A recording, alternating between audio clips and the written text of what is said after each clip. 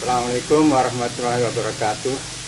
Alhamdulillahilladzi arsala rasula bil huda bil haq ala dini kullihi wal karihal kafirun wa kafa billahi syahida. Asyhadu anna ilaha illallah wa asyhadu anna muhammadan abduhu wa rasuluh. Allahumma sholli ala Muhammadin wa ala alihi wa ashabihi ajmain, amma ba'd. Wa ya ayyuhannas ittaqullaha haqqa tuqatih wa la tamutunna illa wa antum muslimun.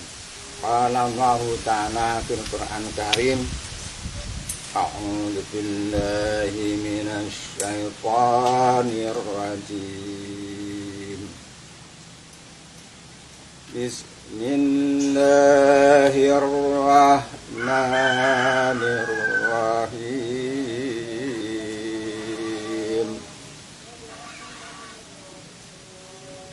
Wal yahsal ladina law taraku min khalfihim dzurriyyatan di'afa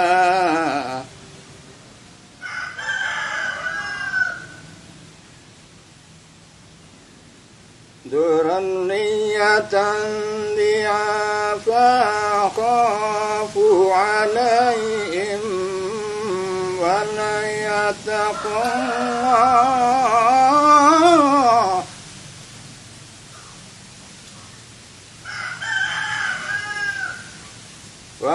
yattaqullah wal yaqulun qawlan karima.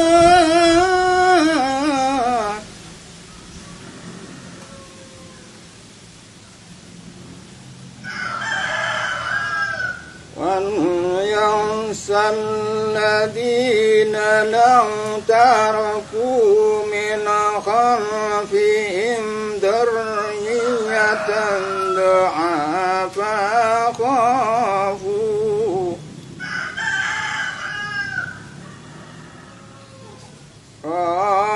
عليهم فليتقوا الله وليقولوا قولا sadida.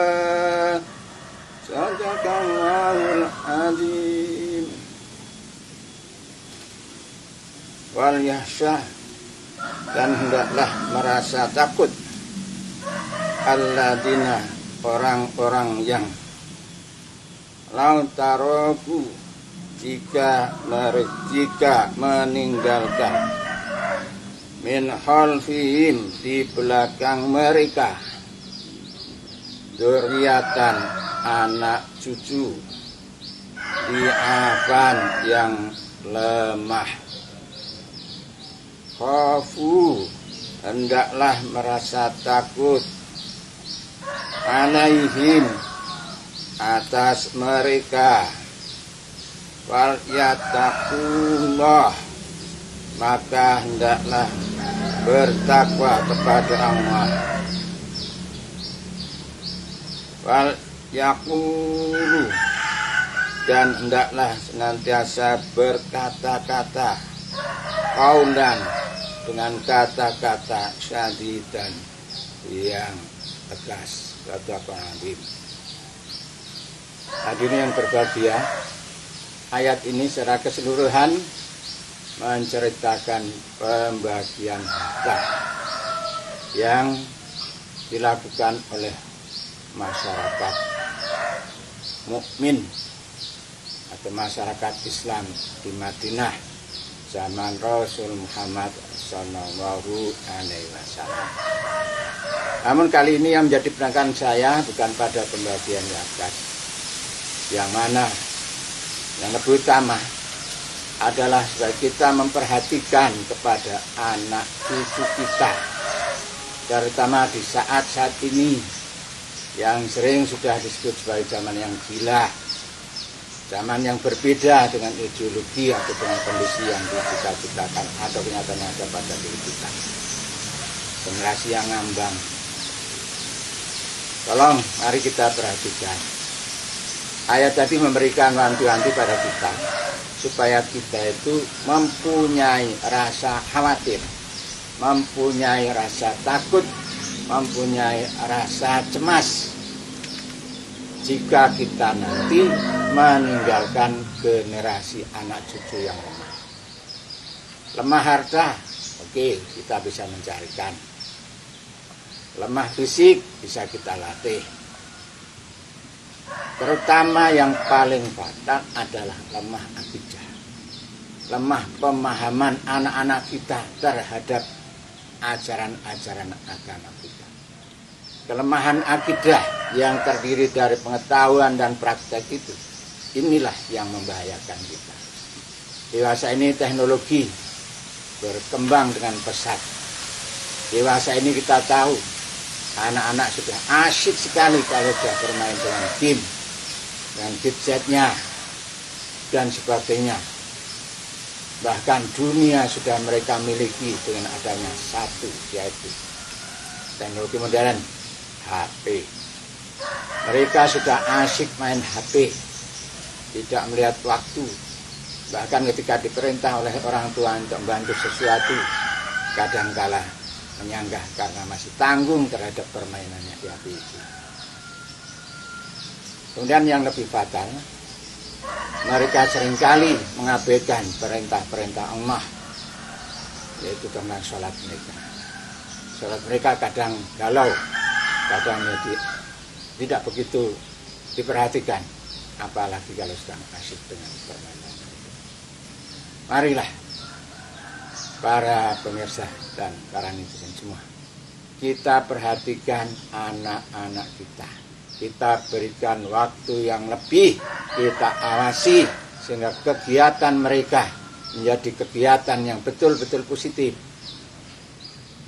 Banyak sekali terjadi kenakalan remaja karena melihat dan menonton film ya. Netizen yang berbahagia, sekali lagi perhatikan anak-anak kita. Anak-anak kita yang soleh kelak akan membantu dan menolong kita di yaumul qiyamah. Diceritakan di kitab Riyadhus Shalihin, ada segerombolan anak muda yang waktu itu terjadi setelah hari kiamat. Yaumul hisab sudah berlalu. Orang-orang semuanya sudah masuk ke dalam surga bagi yang mendapat vonis surga, dan sudah masuk ke neraka bagi yang mendapat vonis ke neraka.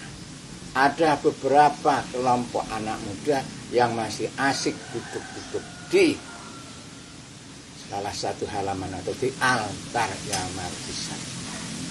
Malaikat mendekati dan bertanya, "Wahai anak muda, bukankah engkau sudah dihisab untuk masuk surga?" "Betul, malaikat, kami sudah ditetapkan masuk surga. Kenapa kalian tidak segera masuk sana?" Anak itu menjawab, "Kami menunggu orang tua kami." "Siapa bapakmu?" "Fulan bin Fulan." "Lah, sekarang ayahmu di mana?" "Ayah saya sedang dihisab di salah satu neraka." "Lalu keinginanmu?" "Kami ingin masuk surga bersama dengan orang tua kami, baik bapak maupun ibu." Masalahnya, sekali lagi masalahnya, orang tua saya sudah dihisab di neraka. "Oh begitu," kata malaikat. "Maaf, sesuai dengan keputusan sidang, apapun yang sudah terjadi atau yang sudah diputuskan tidak bisa diganggu gugat. Orang yang sudah masuk surga, maka biarlah dia masuk surga. Dan yang sudah di neraka, dia akan tetap di neraka. Karena apa? Dia itu sudah memetik hasil amalnya sendiri. Di surat Al-Baqarah sudah dijelaskan, laha ma kasabat wa 'alaiha maktasabat. Laha ma kasabat wa 'alaiha maktasabat. Baginya apa yang dia peroleh adalah dari hasil usaha amalnya ke dunia. Kalau amalnya baik, maka dia akan masuk surga. Kalau amalnya jelek, maka dia akan masuk neraka. timbangannya berat yang ummuhu hawiyah, masuk yang ringan, masuk ke hawiyah, ataukah yang masuk hitamah, itu bergantung pada mereka sendiri. Tidak bisa dipertimbangkan, tidak bisa dipikat mati. Maka segera masuk ke surga. Maaf malaikat, sekali lagi kami tidak akan masuk ke surga kecuali dengan bersama dengan orang tua saya. Engkas tidak pun terjadi dengan sangat kuat, dan akhirnya malaikat naik minta kepada Allah bagaimana keputusan atas permohonan anak-anak remaja itu yang ingin minta masuk surga bersama orang tuanya. Dia sudah ada, karena remaja itu memang sudah ditetapkan masuk surga, tapi belum bersedia untuk masuk. Maka Allah dan kebijaksanaannya dan ilmunya memutuskan, malaikat, tolong cari orang tua dari anak-anak itu di neraka mana. Kalau sudah ketemu, mandikan di Nahrul Hayat, berilah pakaian dan angkat mereka ke surga.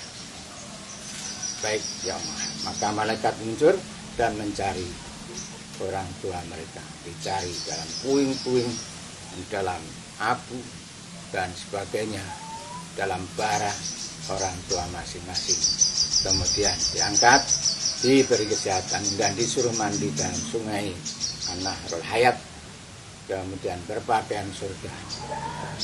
Kata malaikat, dah sekarang temui anak-anakmu di antar hisab. Orang tua segera mendatangi dan bertemulah mereka dengan anaknya masing-masing. Loh, kok kamu nak? Iya saya pak, iya saya bu. Lah kamu ngapain di sini? Saya sudah dihisab masuk surga bu. Tapi saya tidak mau masuk surga kecuali bersama dengan ayah ibu. Dan kata malaikat, Allah mengabulkan. Silahkan ibu berdua masuk surga bersama dengan anak-anak ibu. Karena anak-anak ibu dan bapak, anak-anak yang soleh, yang bisa mengangkat derajat orang tua, sehingga kalian diangkat semua ke dalam surga. Silahkan, mari masuk ke dalam surga bersama kami harap beramai-ramai.